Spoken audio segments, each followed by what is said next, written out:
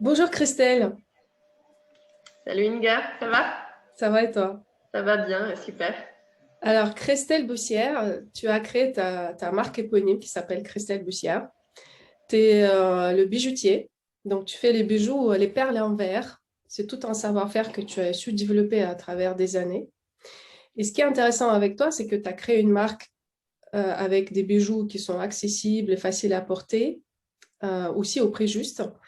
Et tu l'as créé comme un deuxième métier parce qu'avant, tu avais une autre vie. Est-ce que tu peux me présenter un petit peu ton parcours et comment ta marque Christelle Bussière est née?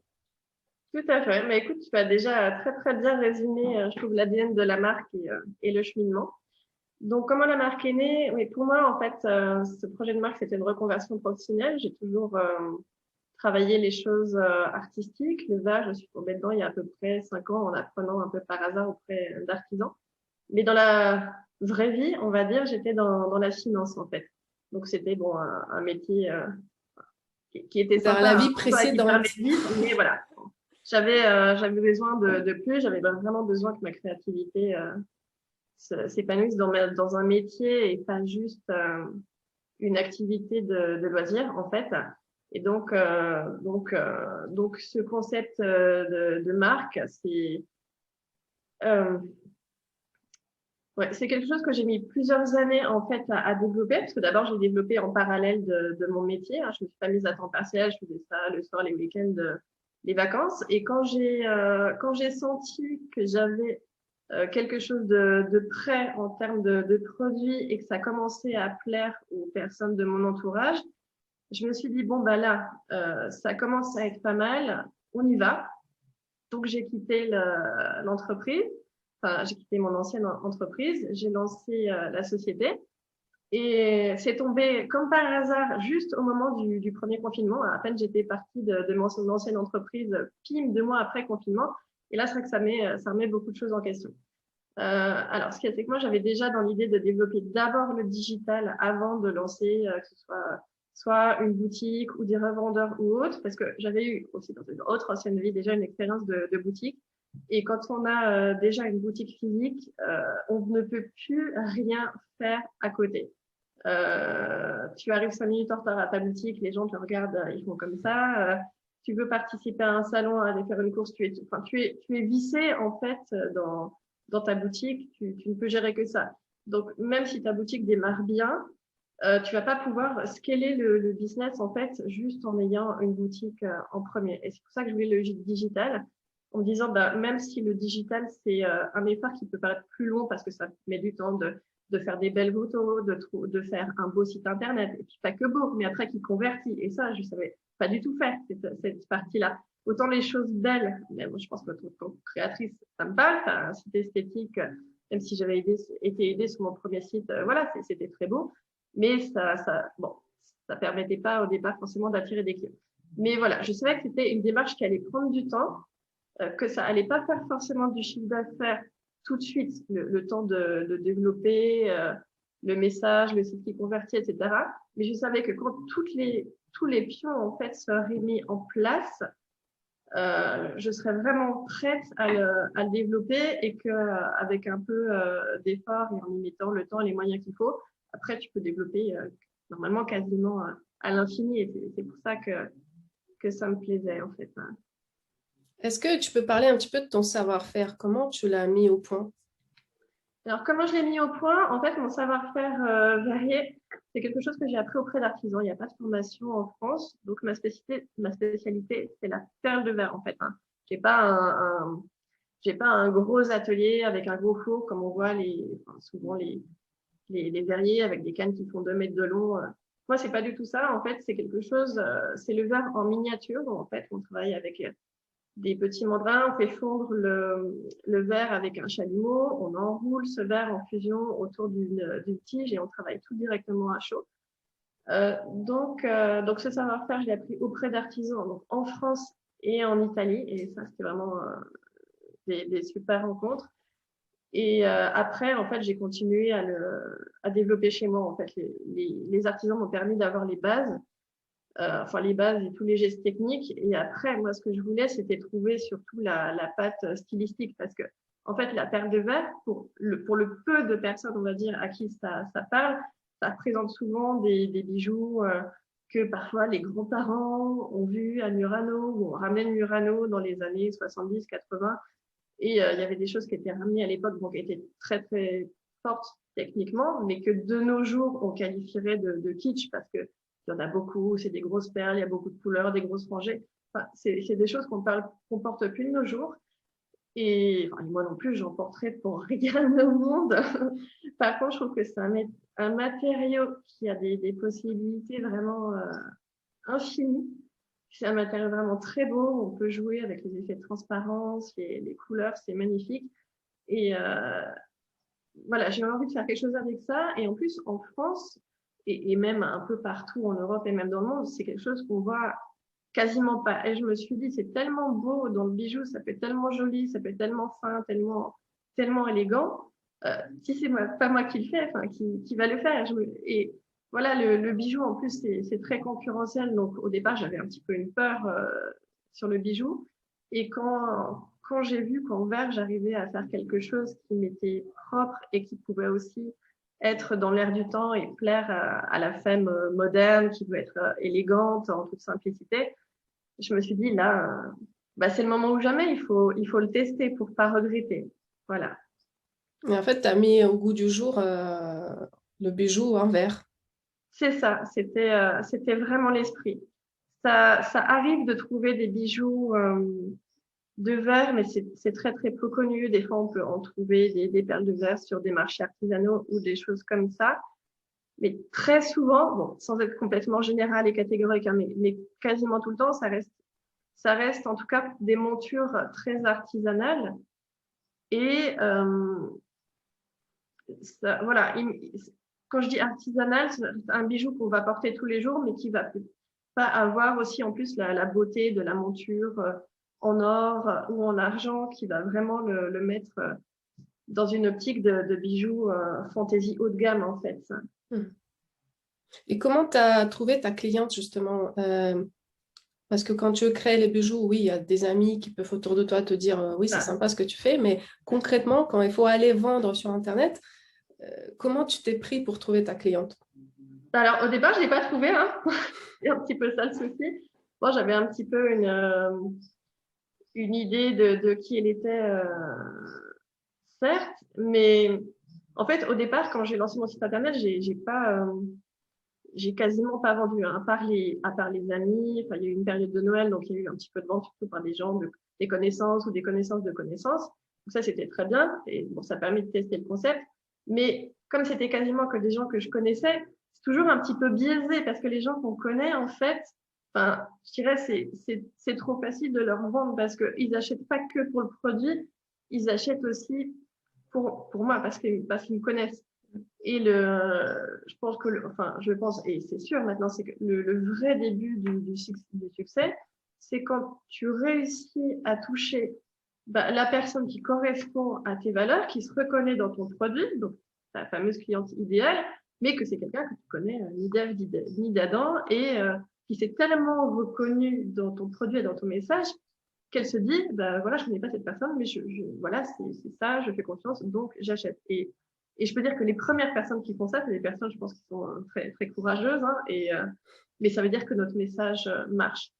Et ça, je l'ai trouvé, en fait, quand j'ai commencé le programme I Am Fashion, hein, donc, ouais, c'est ça, en fait. Moi, ce qui me manquait, c'était une méthode pour atteindre et trouver cette cliente. Donc, quand j'ai commencé ce programme avec toi, en fait, au départ, moi, ce qui m'avait beaucoup étonné, c'était bon, que le programme était, enfin, quand je dis long, voilà, je pense long dans la durée parce que c'est un programme qui dure plusieurs semaines, mais avant, en fait, où tu te rends compte qu'avant de pouvoir vendre, si tu n'as pas fait toutes ces démarches préparatoires de savoir parler à ta cliente, tu peux pas, en fait, mettre en place les autres actions. Donc, pour la trouver, en fait, ta recommandation, elle était vraiment bien. C'était d'appeler des clientes qu'on avait déjà, en fait, qui étaient parmi les meilleures clientes, enfin avec soit les plus gros paniers, les plus fidèles, le plus de chiffre d'affaires, de les appeler, même de les interviewer par Zoom, et pour comprendre, vraiment leur faire un questionnaire, bon, quelque chose de très avenant, mais un questionnaire pour comprendre vraiment pourquoi elles avaient acheté chez moi, quels étaient, enfin, noter tous les mots qui étaient les leurs, tous leurs ressentis, des choses qui sont pas forcément faciles à exprimer, parce que quand on a en fait un rapport à sa marque, c'est quelque chose en fait de tellement personnel que nous, ça nous paraît en fait évident et qu'on n'arrive pas à forcément mettre les mots qui correspondent dessus. Et si on n'a pas ce regard extérieur, et en plus ce regard extérieur de la cliente, en fait, on n'en a pas conscience tant qu'on n'a pas ce regard, parce qu'en fait, ça n'a rien d'évident. Une image de marque, c'est quelque chose qui est très personnel, qui est en fait très travaillé, même si on n'a pas l'impression qu'on l'a travaillé parce que ça nous paraît naturel. Et c'est quelque chose qui va nous différencier des autres personnes. Et ça va largement au-delà des caractéristiques du bijou. Alors oui, c'est une perle de verre, oui, c'est doré à leur fin, oui, ça va durer dans le temps, oui, c'est bien fait. Mais les clientes ne cherchent pas que ça. Surtout quand on est sur du Made in France ou sur du responsable, elles ont besoin qu'on leur explique tout ça, et il faut que ça réponde à leurs valeurs. Et donc, c'est elles qui nous expliquent les valeurs qu'elles y ont trouvées. Et ce sont leurs valeurs, bon, qui sont les nôtres, mais qu'on va réexprimer dans tout le discours de marque. Et c'est ça qui fait qu'après, ça décolle, en fait. Intéressant. Quand tu as démarré ta marque, tu te dis, je vais démarrer directement avec mon site Internet. C'est ça, et je vais voir comment ça se passe. C'est ça.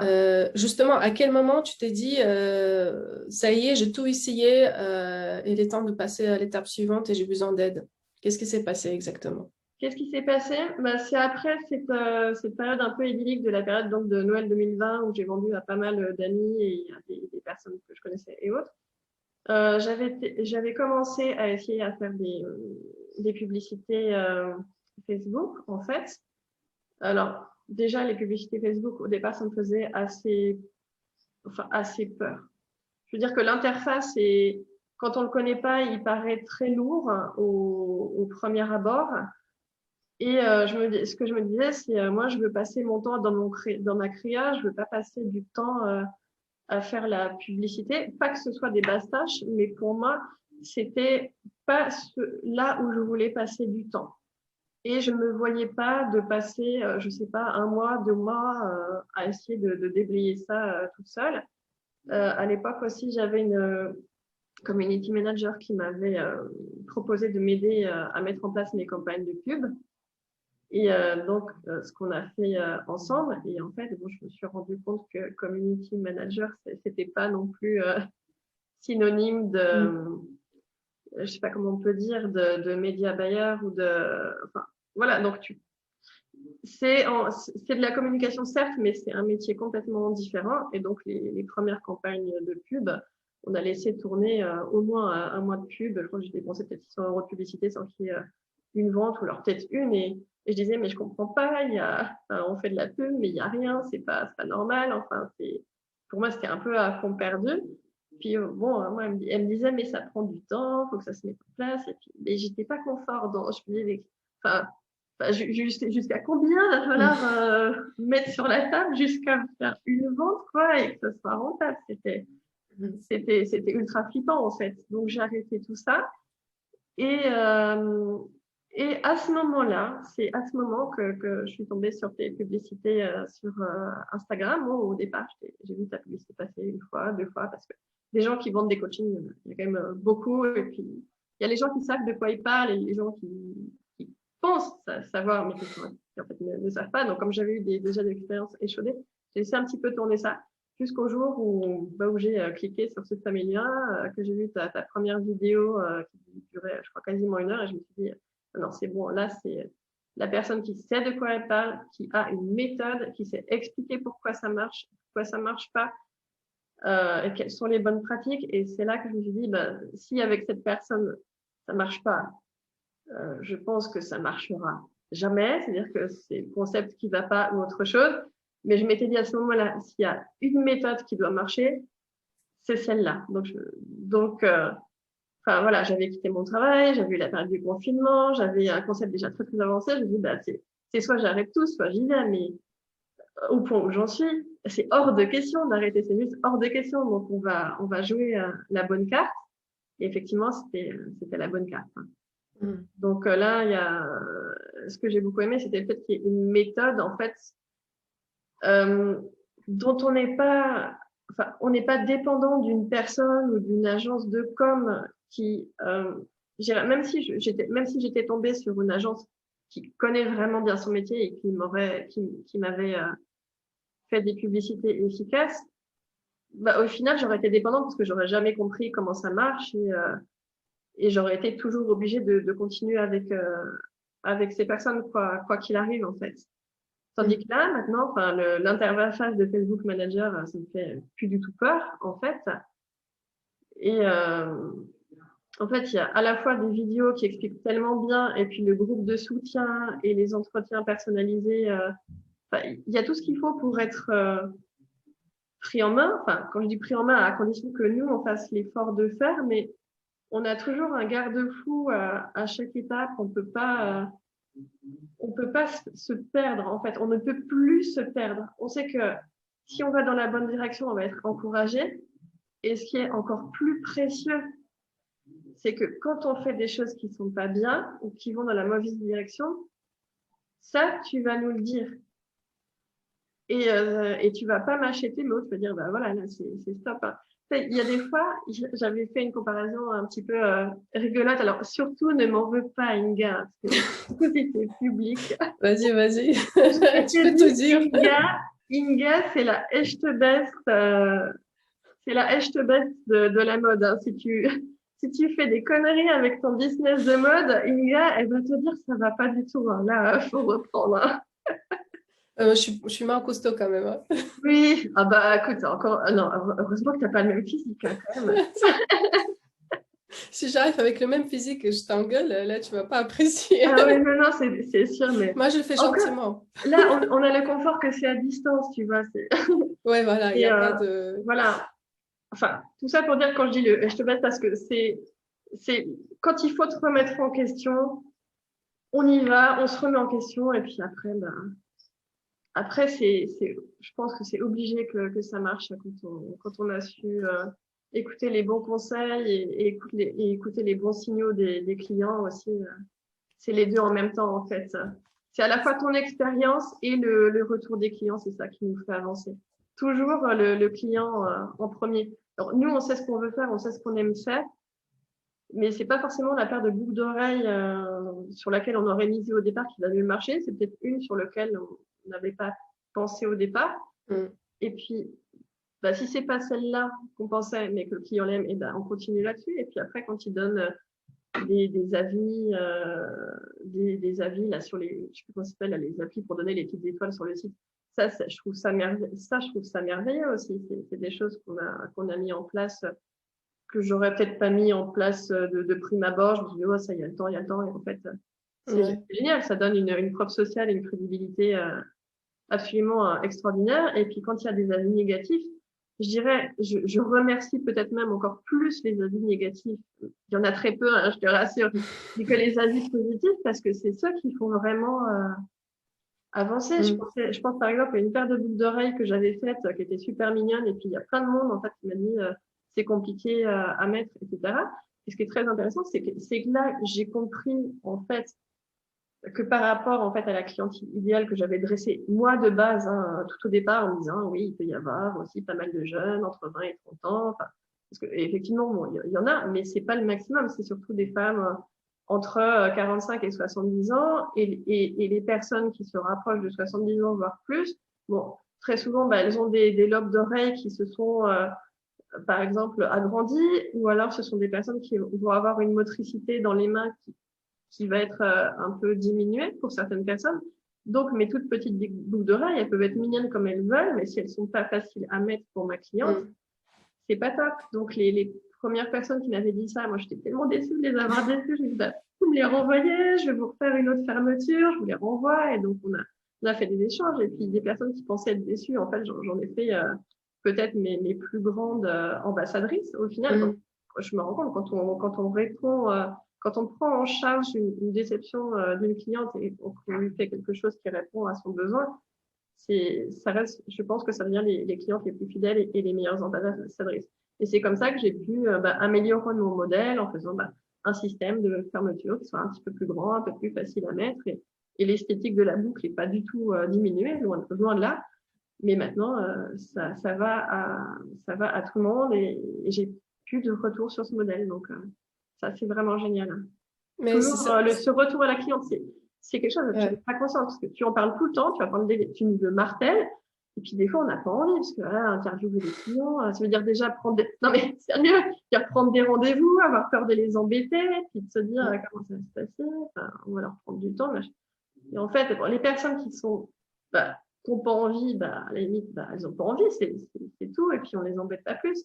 Mais celles qui sont d'accord pour faire l'exercice, on passe vraiment un super moment. C'est vraiment un super moment, aussi bien pour Val que pour nous. C'est vraiment un échange très, très constructif.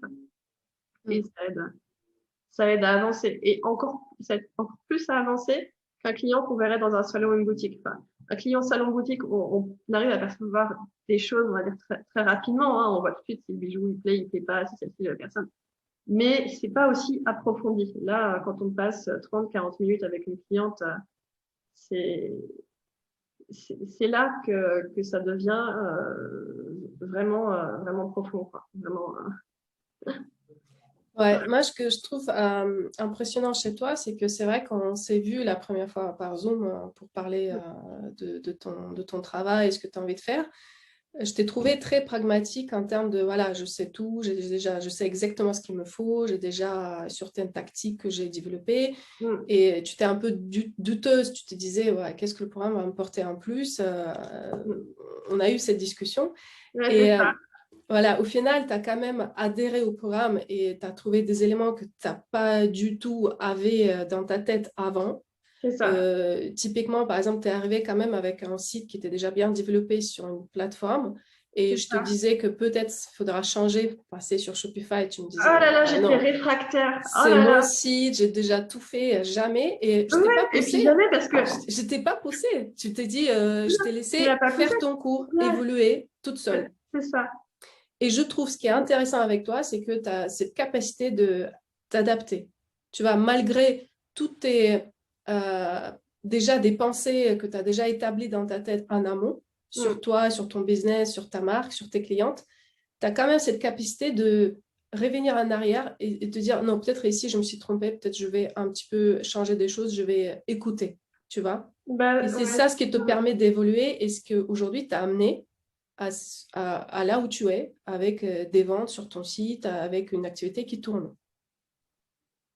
Ouais, oui, c'est ça. C'est vrai que avoir une entreprise, je pense quelle qu'elle soit, hein, c'est un effort mental permanent. On peut pas se dire à un moment, ça, le concept il est fait, le modèle il est fait, le site il est fait.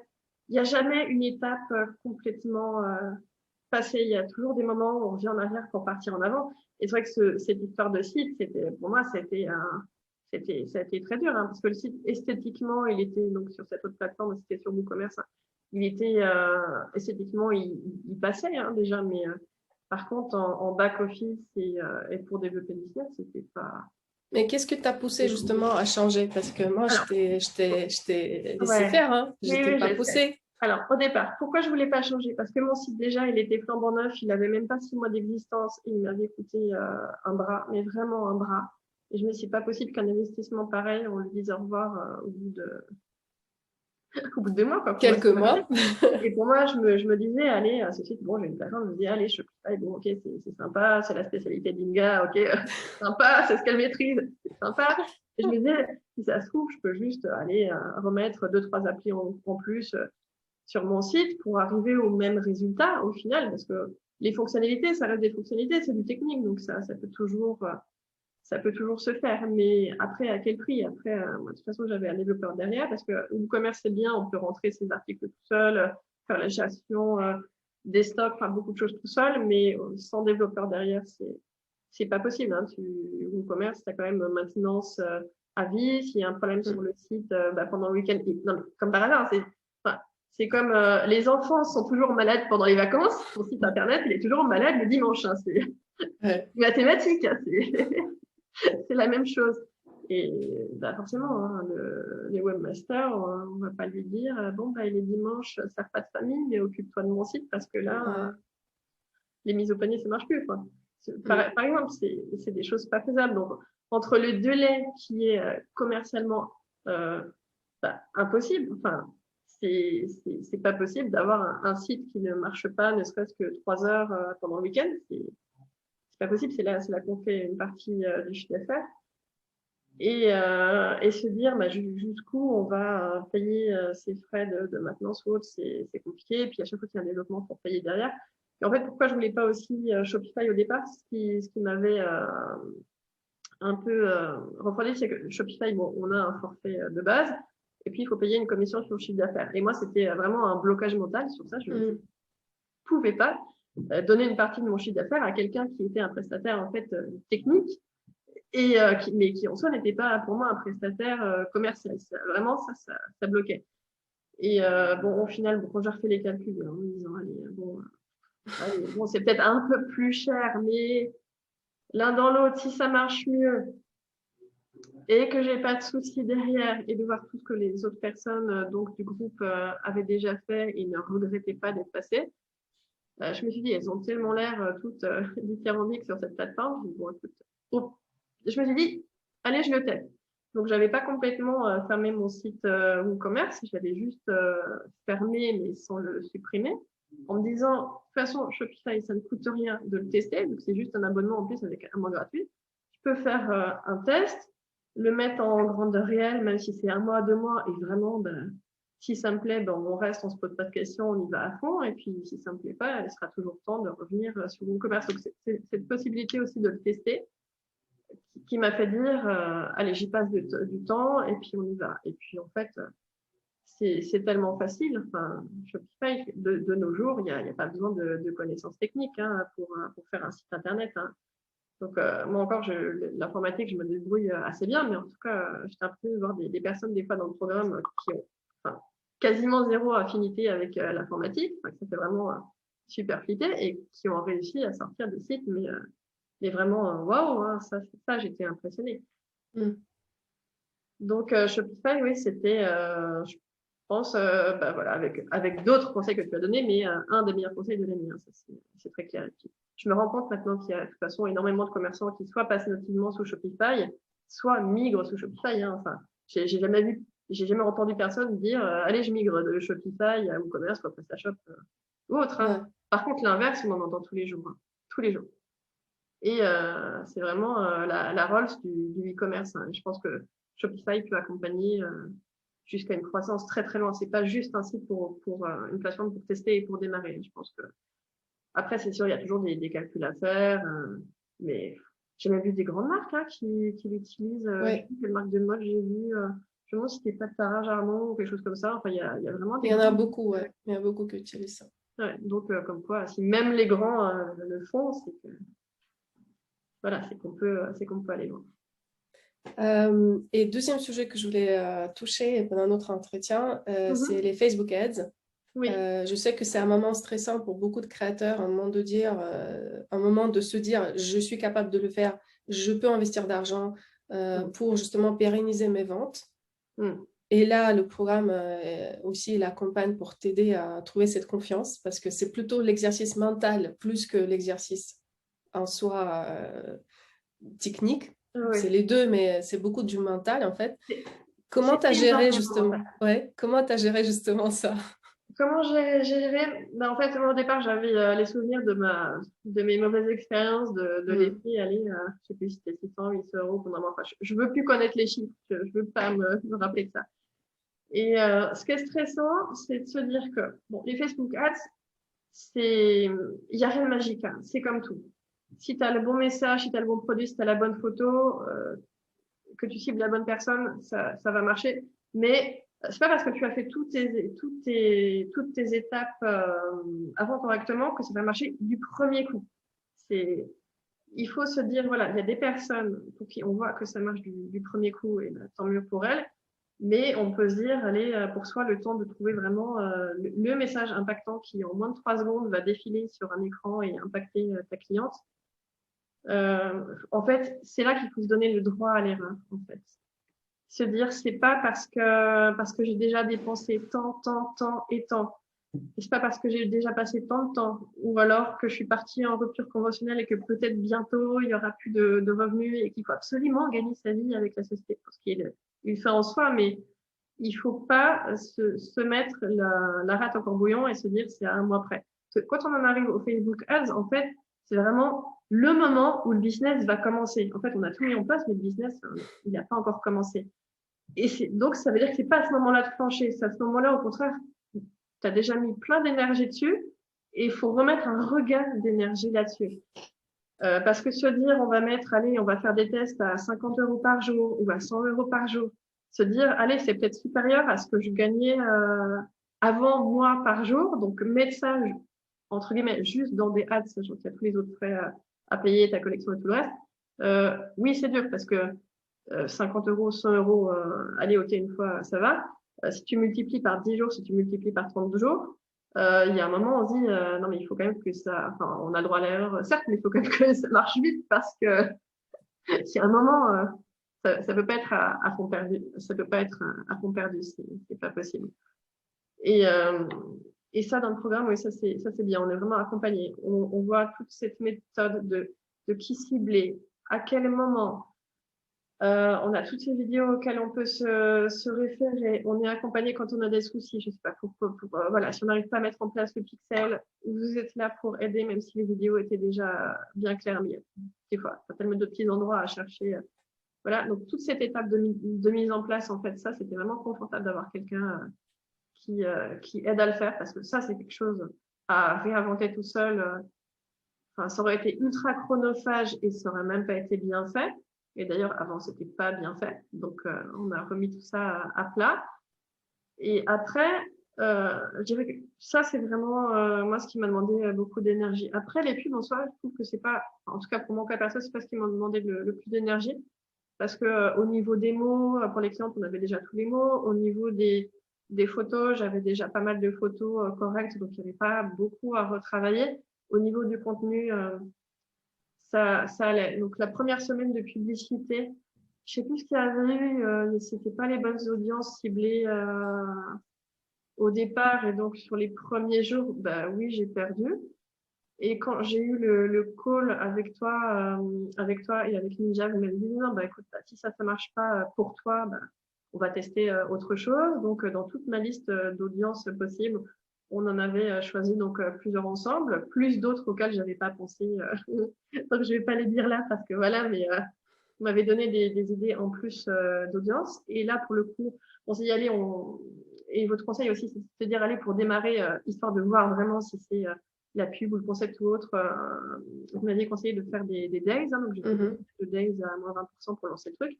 Et là, tout d'un coup, ça a lancé. Donc, je dirais que le test, il n'a pas été très long pour faire quelque chose qui commence à marcher. Pour moi, il a duré une dizaine de jours pour démarrer les premières ventes. Et quand les premières ventes démarrent et qu'on fait des days et qu'en plus on a des pop-up sur le site internet pour récupérer les adresses clients, tout d'un coup, je me suis mise à avoir aussi une base de clients mais qui a augmenté drastiquement. Je sais même plus actuellement à combien j'ai de personnes dans ma base client. Enfin, le site, on l'a mis en ligne mars, avril. Et là, je dois avoir plus de 2000 personnes dans ma base client. Enfin, c'est un truc que j'aurais pas seulement 2 mois après, quoi.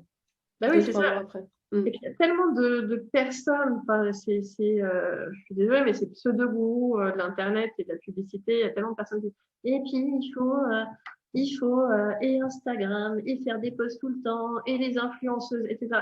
Oui, il faut en faire, mais il faut certainement pas mettre toute son énergie là-dedans. C'est quelque chose qui est indispensable sur Instagram de nos jours. Mais si on passe 3 jours par semaine sur Instagram et 30 minutes sur son discours de pub, c'est pas dans ce sens-là qu'il faut le faire. Pas du tout. Il faut mettre plutôt. Il n'y a pas besoin de passer 3 jours par semaine, mais au départ, c'est quand même chronophage, hein, le temps de passer, de trouver son bon discours et tout.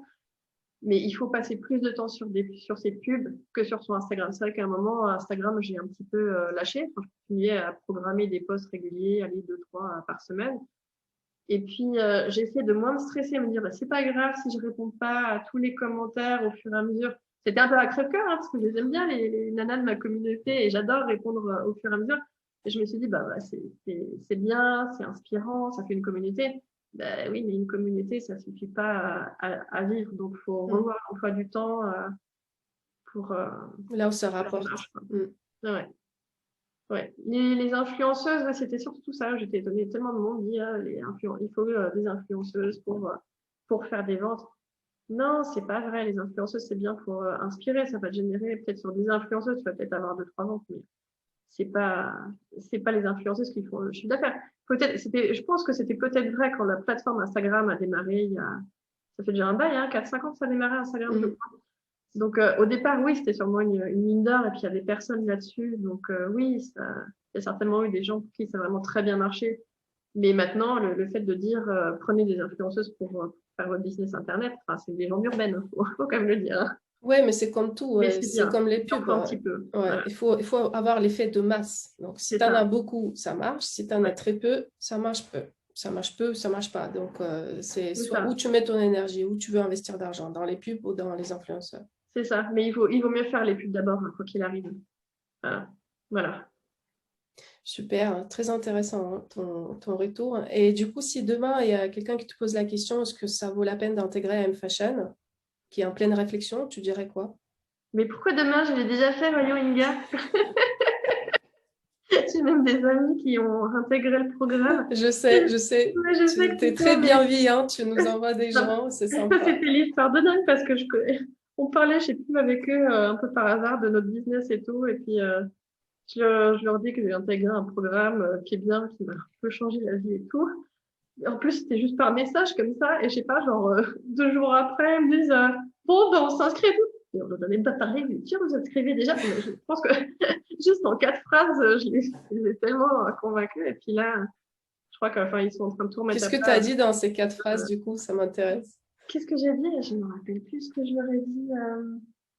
Enfin, je leur ai parlé des histoires, tu sais, déjà de anciens modèles, nouveaux modèles, parce que c'était des gens qui avaient une boutique avant aussi Ouais. et qui essayaient de se lancer sur Internet. Et, enfin, je leur ai parlé de quelque chose comme ça, d'aller voir vraiment ta vidéo qui expliquait anciens modèles, nouveaux modèles et pourquoi il fallait vraiment tout mettre sur Internet et que voilà, et qu'il y avait beaucoup de, ouais, je pense que j'aurais dit il y a quelque chose comme ça aussi, qu'il y avait beaucoup de personnes aussi dans le domaine du marketing, on trouve vraiment de tout, hein, mais vraiment de tout, et que Mm. s'il y avait une personne vers laquelle se tourner, euh, bah, qu'ils aillent te voir toi. Et ils regrettent pas, hein, ils m'ont chaudement remercié, ils n'arrêtent pas, donc c'est que c'est bien, et puis je continue à en parler, hein, donc, oui, je suis tombée sur quelqu'un. J'ai fait un petit salon là, il y a une dizaine de jours. On en Mm. reparlait aussi, une personne qui avait déjà vu tes pubs, mais qui avait jamais croisé personne. Donc, on en a reparlé. Et peut-être que c'est une personne qui te rejoindra bientôt.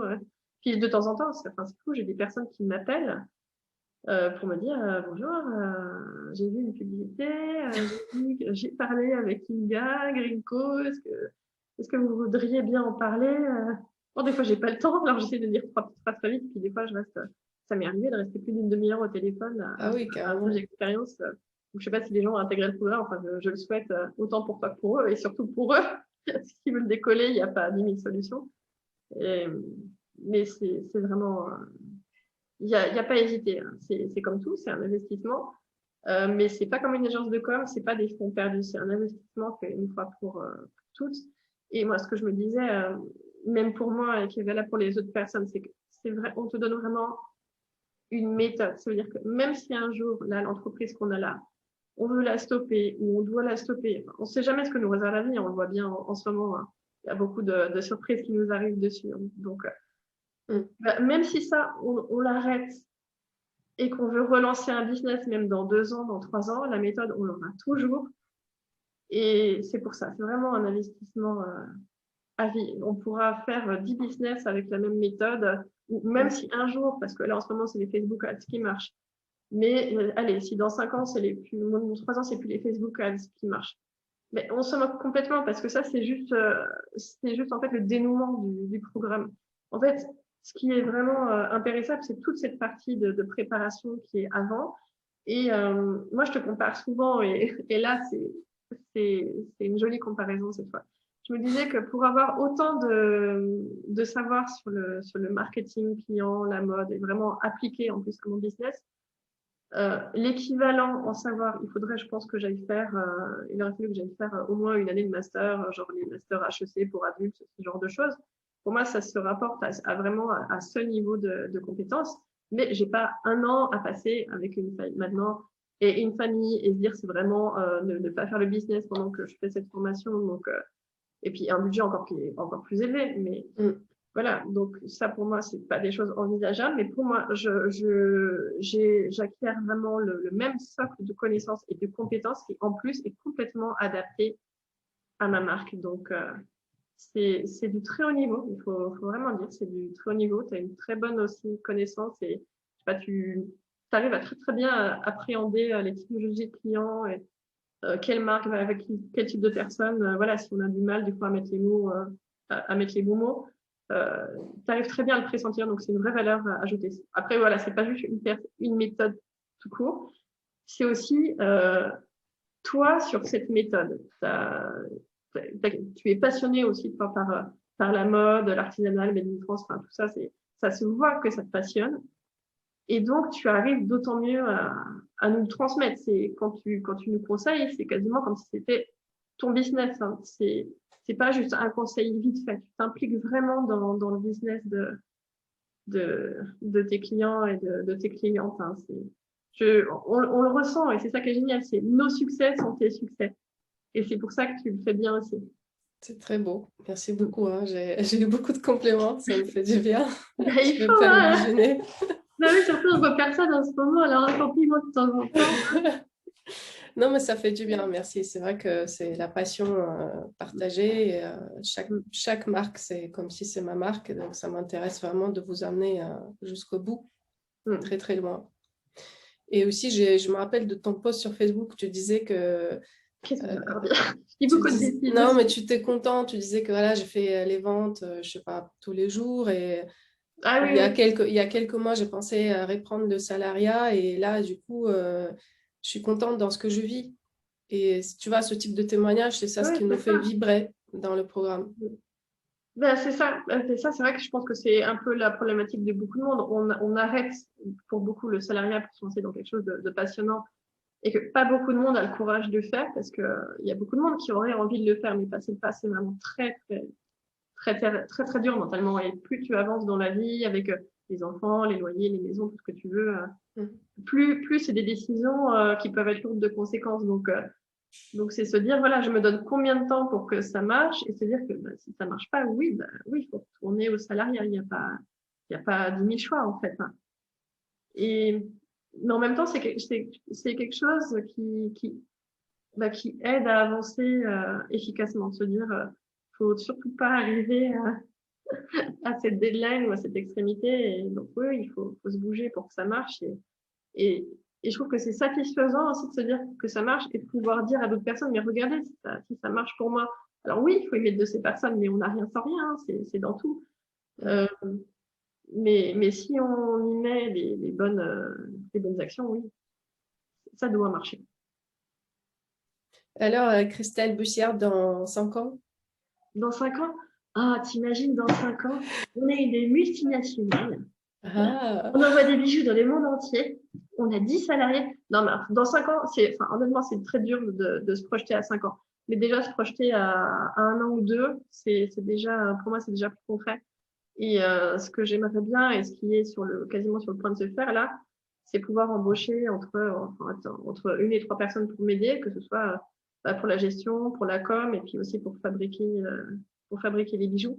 Ça, ça, ce serait bien de dire voilà qu'on est une petite entreprise qui tourne. artisanale, que ça marche, qu'il y a de l'espoir pour l'artisanat et qu'on peut faire vivre des gens avec ça. Oui, c'est possible. C'est pas forcément que une passion. Et l'artisanat, en France, il ne peut marcher que par les haut de gamme. Hein. Je le savais déjà, j'avais lu pas mal d'études sectorielles là-dessus, mais ça se confirme. On ne peut pas concurrencer de l'artisanat, de choses qui viennent de pays d'ailleurs à des prix très bas. C'est pas possible. Des fois, il y a des gens qui me disent oui, mais est-ce que le made in China, c'est mal? Je dis pas forcément, en fait. Ça, c'est un gros cliché des années 70, je pense. Mais les choses qui viennent d'Asie, il y a aussi des choses qui sont très, très, très, très bien faites. Hein. Quand on met le bon prix pour faire fabriquer en Asie, enfin, les choses, elles sont faites très bien aussi. Mais par contre, il y a des choses en France qu'on ne pourra pas remplacer. C'est certains savoir-faire artisanaux qui nous sont propres, qui serait dommage de laisser partir ailleurs et qui font partie de notre identité. Et on peut les développer. Le haut de gamme, au départ, j'avais pas. Alors, je suis pas dans le très très haut de gamme, hein, je suis pas non plus dans la joaillerie, mais en tout cas par rapport à la fantaisie, je suis quand même dans le haut de gamme de la fantaisie et de l'artisanat du verre. Et je trouve qu'une logique qui est pas évidente à avoir, c'est de se dire, bah, toujours par rapport à ce client, mais qui va acheter ça? Parce que oui, des gens qui achètent des bijoux entre 50 et 100 euros, bon, c'est pas encore un budget énorme, mais c'est pas un budget non plus de tous les jours. Hein. Pour beaucoup de personnes en France, c'est quelque chose qui est pas envisageable d'acheter un bijou à ce tarif-là. Donc, se dire qui va acheter. Mais à partir du moment où on se dit, bon, bah, voilà, on a beau être gentil, on peut pas faire plaisir à tout le monde, parce que ça en fait, ça s'appelle la grande distribution, faire plaisir à tout le monde. Donc, on est obligé vraiment de se positionner et de prendre, d'avoir un parti pris parce que l'économie est comme ça et que tout seul, on peut pas tout révolutionner. Et que si le bijou made in France, il vaut entre 50 et 200 euros, il le vaut, c'est comme ça. Et on s'adresse donc aux personnes qui peuvent les acheter. Et puis, après, je sais pas, mais si dans 20 ans, les équilibres économiques changent et puis que tout le monde peut acheter des bijoux comme ça, et tant mieux. Mais ça, on peut pas avoir la main là-dessus. Il y a des moments où il faut rester à son niveau et se dire, on peut pas non plus tout révolutionner et il faut faire avec les règles du jeu. Ouais. Moi, je pense ce qui est important, c'est d'être dans le présent Mm. et juste se focaliser sur ton chiffre d'affaires du présent, tes clients du présent, ton offre du présent. Et petit à petit, tu verras, ça devient une marque avec son équipe, avec sa place, avec son nom, etc. Il faut être dans le présent pour faire le futur. C'est ça, exactement. Et puis, on fait du mieux qu'on peut avec ce qu'on a. Et déjà, avec tout ça, on arrive à faire Et déjà garder la tête autre haute, chose. toujours. Haute et puis droite, voilà, c'est ça. On va y arriver, c'est ça, on se reste. Bientôt Voilà. les vacances, tout va bien. C'est ça. Quand il pleuvra plus, je partirai en vacances. Merci beaucoup, Voilà. Christelle, pour ce témoignage. Vraiment, j'ai passé un très bon moment et ça me fait toujours plaisir d'apprendre comment l'évolution s'est passée pour toi et comment tu vois les choses et voilà, les clés de succès aussi de chacun. Donc, c'est hyper intéressant et hyper enrichissant. Écoute, merci aussi à toi, Inga, donc, pour tout ton programme que tu m'as apporté. Et puis, moi, ce que j'espère surtout, c'est que tu vas pouvoir continuer à accompagner beaucoup, beaucoup de monde vers le succès. Merci, Christelle. Voilà. À très vite. Merci. Bye. Ciao. Passe de bonnes vacances. Toi aussi. Salut.